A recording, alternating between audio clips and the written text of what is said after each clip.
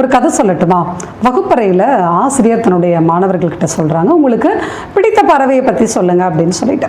ஒரு மாணவர் என்ன சொல்கிறாருன்னா, எனக்கு குயில் ரொம்ப பிடிக்கும், ஏன்னா இனிமையாக பாடும் அப்படின்னு சொல்கிறாரு. இன்னொரு மாணவர் என்ன சொல்கிறாருன்னா, எனக்கு கிளி பிடிக்கும், ஏன்னா ரொம்ப அழகாக பேசும் அப்படின்னு சொல்கிறாரு. மற்றொரு மாணவர் எனக்கு மயில் பிடிக்கும், பார்ப்பதற்கு ரொம்ப அழகாக இருக்கும், அதனுடைய தொகை அழகாக நடனம் ஆடும் அப்படின்னு சொல்கிறார். அடுத்து ஒரு மாணவர் என்ன சொல்கிறாருன்னா, எனக்கு கழுகு ரொம்ப பிடிக்கும் அப்படின்னு சொல்கிறார். அவர் அப்படி சொன்ன உடனே எல்லோருடைய பார்வையுமே அந்த மாணவரை நோக்கி திரும்புகிறது. அந்த மாணவர் என்ன சொல்கிறார் அப்படின்னா, கழுகு ஒரு இரையை தீர்மானித்து விட்டால் அதனுடைய இலக்கு அந்த இரையை பிடிப்பதாக மட்டுமே இருக்கும், கவனம் வேறு எங்குமே செல்லாது அப்படின்னு சொல்கிறார்.